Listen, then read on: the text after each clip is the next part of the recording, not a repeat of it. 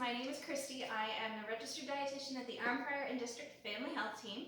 And today the recipe I have for you is one pot chicken teriyaki with rice and some vegetables. So for this recipe, obviously you're going to need some chicken. I've got here 2 very thinly sliced chicken breasts for 4 people.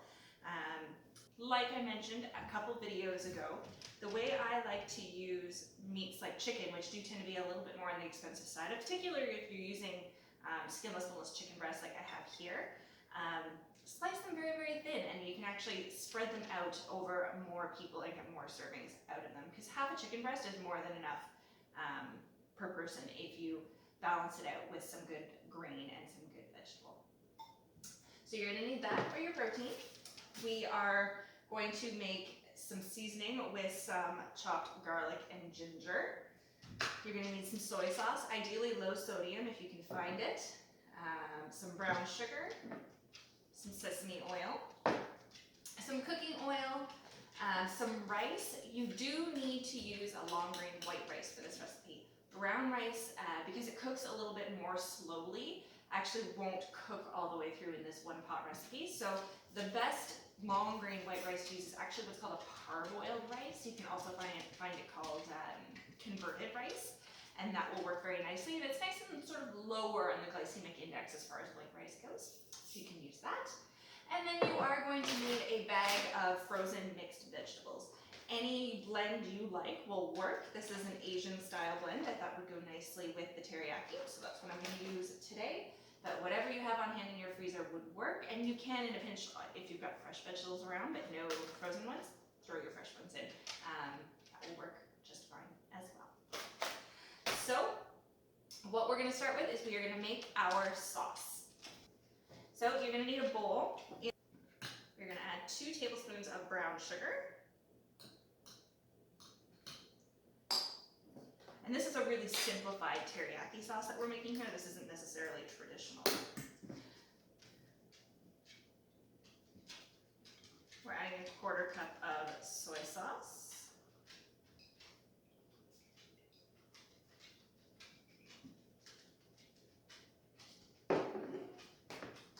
And we're going to add about 1 teaspoon of our sesame oil.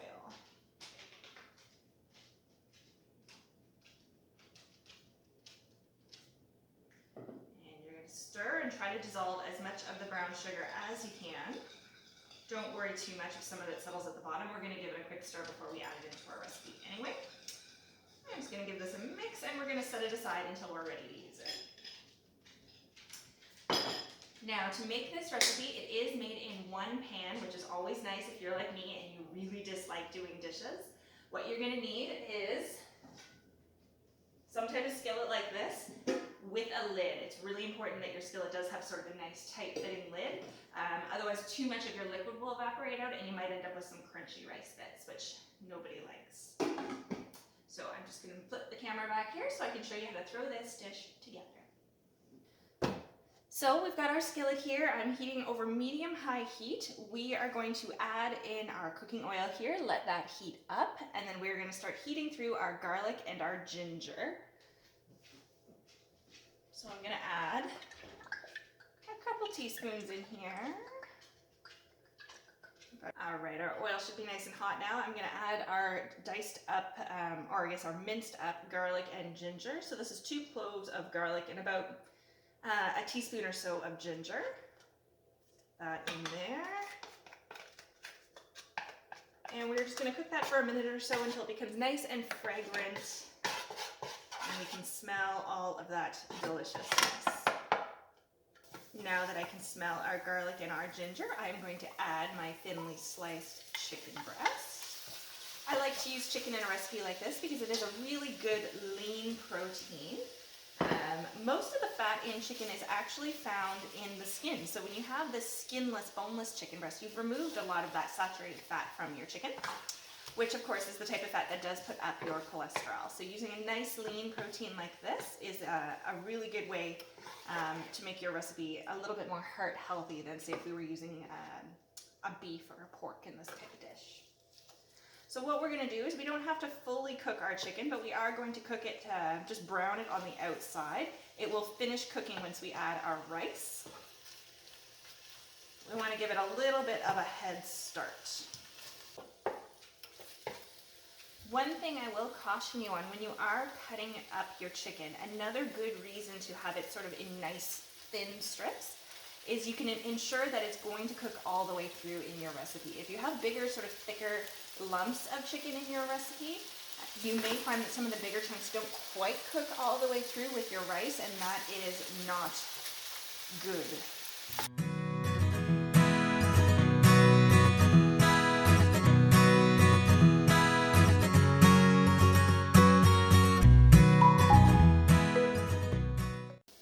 Okay, so now that my chicken is nicely browned, I'm going to add about 1.5 cups of this parboiled rice.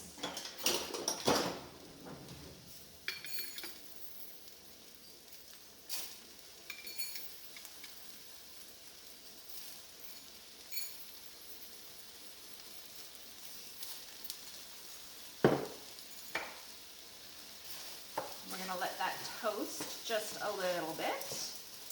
And then to that, we're going to add 2.5 cups of water.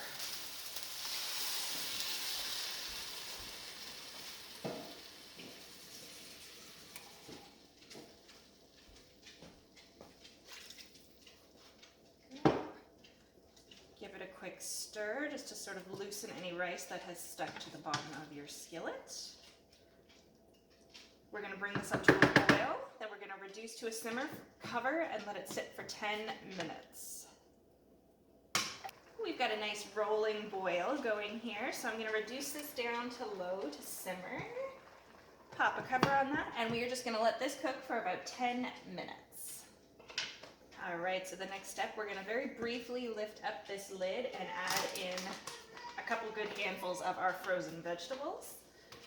This up here. Actually,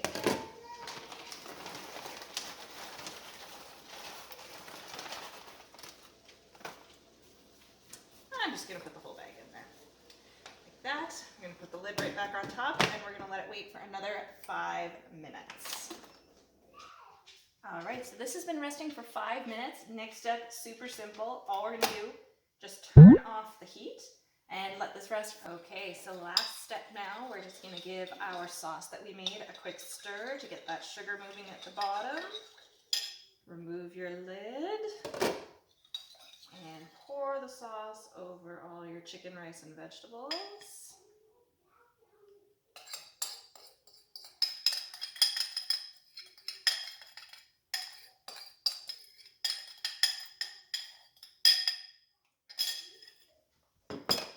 And then you're going to give it a stir.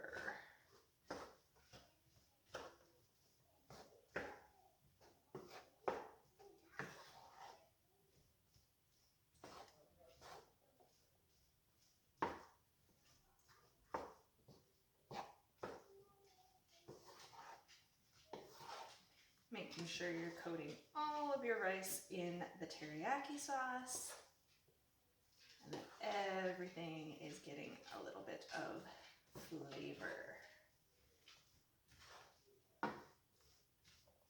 One of the nice things about this recipe is because so much of it is hands-off, there's a lot of sitting, waiting, resting.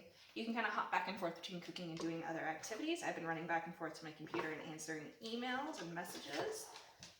So this is a really good, busy parent weeknight dinner.